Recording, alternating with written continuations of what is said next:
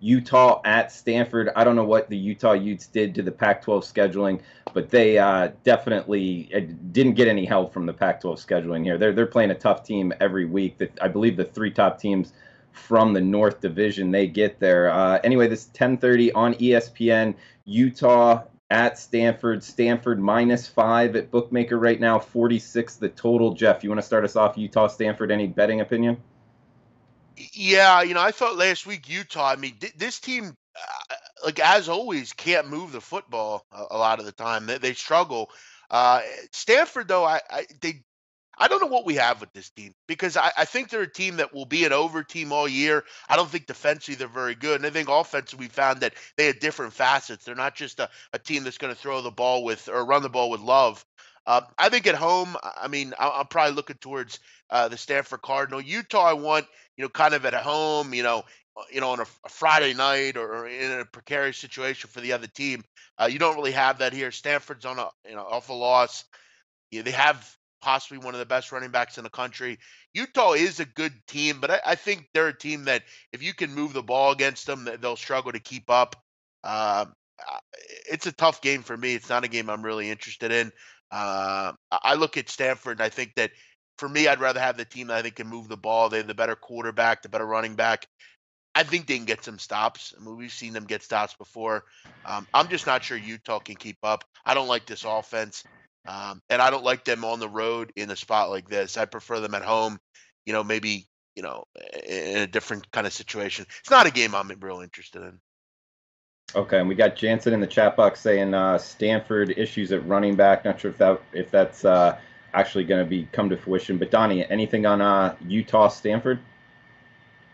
I didn't like the way that Stanford got busted up by Notre Dame last week. And then you're looking at Bryce Love again, similar to almost maybe we're going to turn into like a McCaffrey situation where it's like, hey, kid, like you got a lot of tread on the tires. You're getting banged up weekly out here. You might have a big future in the NFL. Why don't we limit the damage for you and look out for you? Or maybe you sit out until you really get right. Because last week was one of those games that's saying, can we improve? Can we maybe make it to the Pac-12 title game? Can we get after it, maybe make it into the national title conversation? Those, dreams were dashed pretty quickly. Now you're going to come home quickly and play a team that's a very good defensive team. You might be without Bryce Love in this game. What's the hangover effect there? Now, also, Jeff brings up a good point. Sometimes it's just about one team can actually score points and they can do it rather easily as opposed to one looks like they're pulling teeth on offense. But I think you might catch a nice setup situation here where coming back from that Notre Dame loss, banged up Bryce Love, maybe you're not all together, and you're not looking for maybe an outright win. Maybe they can just keep it close because the MO is Utah's going to play good defense. They're going to keep it on the ground, which Stanford's probably going to return the favor and not air it out, feeling that they don't actually have to do that, where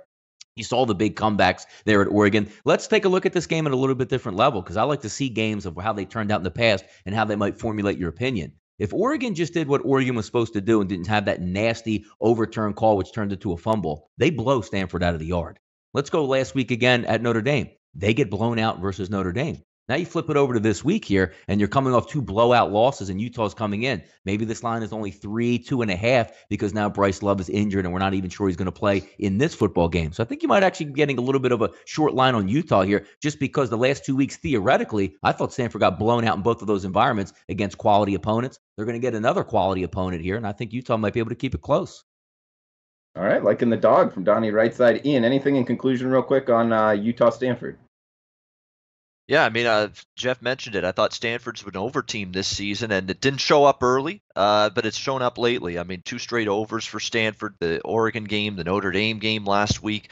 It's a defense that's a shell of what it used to be. The defensive line's not getting the pass rush it used to. They're not stopping the run like they used to. There's holes in the secondary. There's issues for Stanford defensively.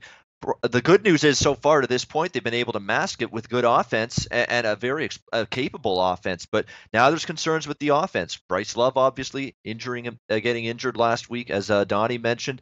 He's iffy. And here's David Shaw's quote about Bryce Love's status. Quote, "There's a chance he plays this week. We'll see how he is later in the week. We'll make that decision that's right for him later this week." Yep, Thanks, Coach. there you go. Really helping me out there. Really helping me out there with trying to handicap this game and figure out if your star running back's going to play. I hate that. Just stuff. Just give us some good info here, some better, more accurate stuff than that, making us wait and probably not even going to say anything till kickoff on Saturday. David Shaw's really been bad at that over the years, just not giving you anything in terms of player injury info. But now the offensive line's also battling injuries as well. That's a concern. They lost a left guard last week in that game against Notre Dame, and we're starting to see Stanford's offensive line crumble a little bit in recent weeks. They haven't played as well as they did early in the season. Why do I mention that? That's a concern when you play a Kyle Whittingham team. You know that those Utah teams usually on the defensive front, they're very stout, and that could be an issue if Stanford's undermanned along the O-line. Something to look for later in the week. Keep an eye on that situation if you're going to bet this game. I think for me, it's Utah or nothing. I mean, I'm not looking to lay points right now with Stanford in this particular situation. It would be Utes or nothing in this game for me. Hey guys, thanks for tuning in to our channel. Now, we've put a lot of work into producing all these free videos, so please help us out and keep all our content free for you forever by simply liking, sharing, commenting, and subscribing. Now, not to mention, a visit to our industry-leading website will warm the hearts of all our SBR employees, especially myself. Now, the links are over there to the left, so do check those out. Thanks for watching.